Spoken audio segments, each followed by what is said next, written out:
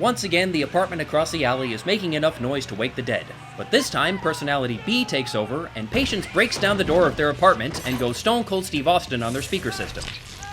Then, for no reason, she decides to cut her hair and put on a leather outfit, and I have to admit this does look pretty hot, and she decides to go joyriding. I'm not sure if this was another pointless fast-forward effect, or if they were really trying to suggest that the bike was going this fast. If it's the former, it's stupid, and if it's the latter, it's really fucking stupid. Eventually, she stops at a jewelry store and notices some thieves stealing the goods. She decides if anyone is going to rob the place, it's her, so she puts on a mask and goes after the thieves.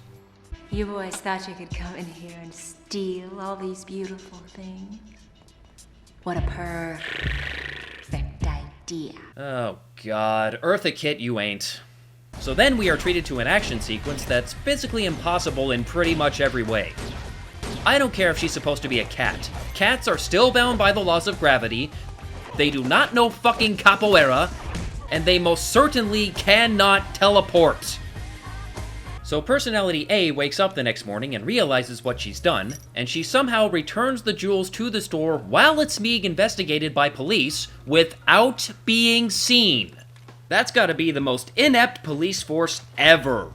Then, for some reason, she decides to go back to the crazy cat lady. But what happened the other night? I don't remember. Do you want me to tell you? Yes. You died. What? I didn't die. I mean, look at me. I'm right here. You died. But you were reborn. On the third day, you were resurrected by the Father, so you could absolve mankind of it. Wait. Wrong story. Sorry. No, actually, she was resurrected as Catwoman by midnight, so she could... walk around in skimpy outfits and a deformed Mickey Mouse hat? And here's a computer-generated Halle Berry, because she's paid by the hour. So Catwoman somehow manages to track down one of the security guards who shot at her, and follows him to a nightclub. But before going after him, she stops to get herself a drink. What can I do for you? White Russian. No ice. Hold the vodka. Hold the Kahlua. Well, it's a good thing she didn't just say she wanted straight cream, because that would have been ridiculous. Jesus Christ. Where? So finally she goes after the security guard and throws him into the back alley. The other night you killed somebody. She was a nice girl. Why? Cat got your tongue. Get off the stage! Eventually, the guy reveals that he was ordered to kill Patience because she found out there was something wrong with Butylene.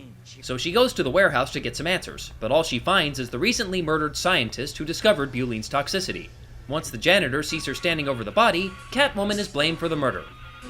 The next day at the hospital, Patience realizes that her friend Sally has been using a pre-release sample of Butylene, and that's what made her sick in the first place. I thought she was just faking an illness so she could get out of this movie. Later that day, Officer Tom takes Patience to a carnival. While they're on the Ferris wheel, something goes horribly wrong with the ride, jeopardizing the safety of the passengers. Tom decides to climb down the wheel so he can stop the thing since the operator is apparently too dumb to figure it out. Meanwhile, Patience spots another car on the wheel that is falling apart, and the kid inside is about to fall and die. So she switches into Catwoman mode and saves him. Tom conveniently isn't paying attention while this happens, so he misses the whole thing. But everyone else standing around the wheel saw it plain as day, and no one questions it. No one is at all concerned that she just defied all laws of physics? No one? Really? That night, Catwoman infiltrates the Hedera mansion so she can take out the Merovingian. Unfortunately, he's not home. However, his wife seems quite eager to help Catwoman take him out and stop Butylene from hitting the market. She tells him where he is and also gives Catwoman a cell phone so she can contact her in the future. So Catwoman enters the theater where the Merovingian is watching some Cirque du Soleil ripoff and tries to assassinate him. Unfortunately, she did a lousy job of entering undetected and is quickly swarmed by police. She escapes most of the cops but runs into Officer Tom, and they have a pretty mediocre fight scene marred by horrible dialogue. Careful. If that cable hits us, we're both fried. I knew I felt a spark between us. Finally, Catwoman plants a kiss on Tom and then escapes. The next night, Patience goes on another date with Tom, which showcases some more of her cat traits in allegedly hilarious fashion, and ultimately ends up in a pointless sex scene. After they've done the deed, Tom wanders around the apartment and finds one of Catwoman's claws. Wait, you mean to tell me that this woman who has the same height, build, skin color, eye color, and voice as Catwoman could actually be... Catwoman?! To confirm his suspicions, he grabs a glass that Patience drank out of recently and takes it back to the police station. Using some rather improbable crime lab equipment that even fans of CSI would think is far-fetched, he compares DNA samples from the glass and Catwoman's kiss and discovers it's a match. Back at the apartment, Patience gets a call from Laurel Hedare, who tells her that she has some evidence that can put her husband away for good. But when Catwoman arrives, she discovers that Laurel has already put her husband away for good, and made it to look like Catwoman did it. The police show up a second later, but Catwoman manages to escape.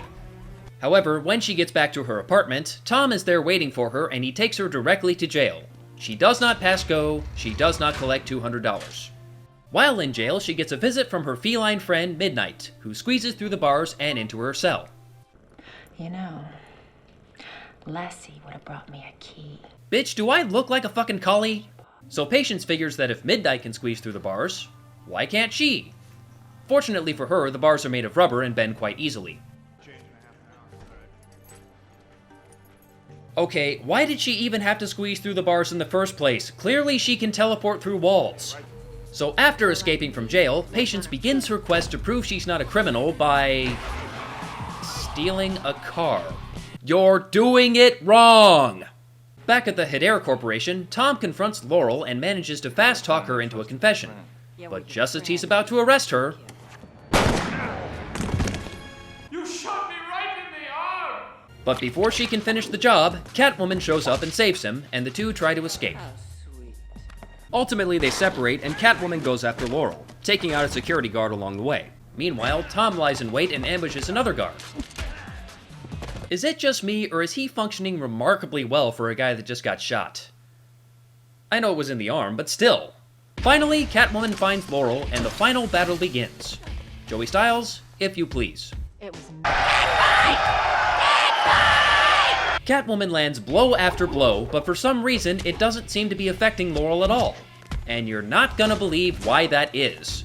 It turns out that she's been using butylene constantly, which has made her skin virtually indestructible, and she feels no pain at all. And boy is that setting off the bullshit detector. Not just because I'm pretty sure it's physically impossible, but because we established earlier with Sally that constant butylene use makes you ill. If she was really using it that often, she should have keeled over by now. What did I say a few minutes ago about continuity? For a moment, Laurel actually gets the upper hand in the fight and nearly succeeds in knocking Catwoman out of the window. But she switches on her anti-gravity skills, scratches the hell out of Laurel's face, and finally knocks her out of the window, and she falls to her death.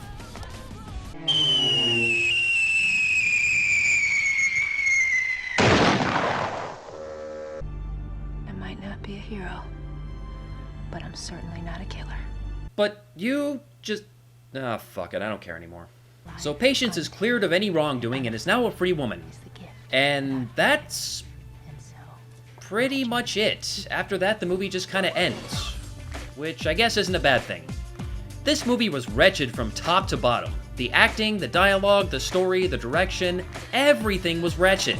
In fact, it was so wretched, it was nominated for 7 Golden Raspberry Awards. Which, if you don't know, are basically the anti-Oscars. And it won 4. Worst Screenplay, Worst Actress, Worst Director, and overall Worst Picture. All of which were very well deserved.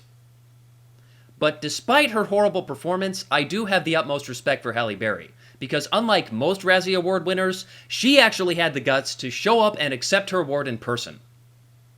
There are clips of her acceptance speech on YouTube, and I encourage you to check it out. It was fucking hilarious. And she was a very good sport about the whole thing.